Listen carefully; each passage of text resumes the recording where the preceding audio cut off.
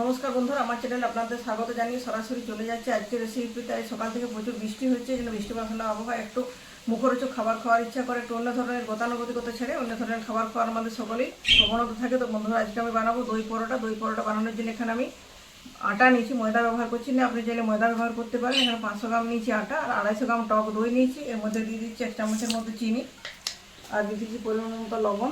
খুব ভালো মতো করে ময়দাটা আটাটা মেখে নিচ্ছি।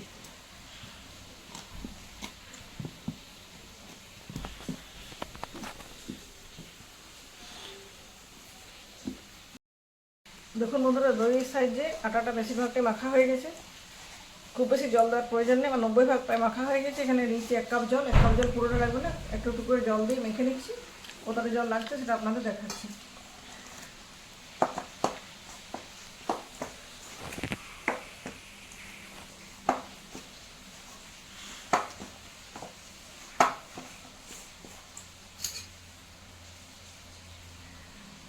তো দেখুন বন্ধুরা, এখানে আমার 1/2 কাপ জল লেগেছে। 1/2 কাপ জলে আটাটা পারফেক্ট মাখা হয়ে গেছে। বাকি মাখাটা সবটা দই সাইজে করেছি। নর্মাল পরোটা বানানোর জন্য যেভাবে আটা বা ময়দা মাখি সেভাবে মাখতে হবে। মাখার পর এটা আমি আধা ঘন্টা রেস্টে রেখে দেবো। দেখুন বন্ধুরা, আটাটা আমার কি সুন্দর ফুলে ফেপে গেছে। এটা আধা ঘন্টা রেস্টে রেখে দিয়েছিলাম। সামনে একটু শুকনো ময়দা দিয়ে এটা আরেকবার একটু মেখে নিচ্ছি। তারপর লেচিগুলো কাটবো। আপনি চাইলে তেল দিয়েও ভাগ করে মেখে নিতে পারেন। বেলার ক্ষেত্রেও আটাটাই ব্যবহার করবো। হাত দিয়ে লেচিগুলো কেটে নিচ্ছি। মোটামুটি এই সাইজে সব লেচিগুলো কেটে নিচ্ছি আমি।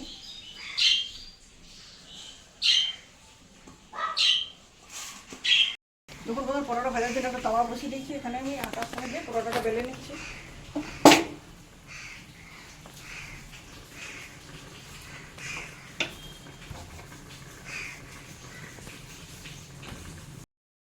গরম তাওয়ায় পরোটাটা দিয়ে দিচ্ছি। উল্টে পাল্টে দিয়ে পরোটাগুলো সেঁকে নেবো, তারপরে শেষে তেল দিয়ে পরোটাগুলো ভাজবো। দেখুন বন্ধুরা, সমস্ত পরোটাগুলো আমার সেঁকা হয়ে গেছে। এরপর তেল দিয়ে ভেজে নিচ্ছি। আমি এখানে সানফ্লাওয়ার অয়েল ব্যবহার করেছি, আপনারা চাইলে ঘি দিয়েও ভাজতে পারেন।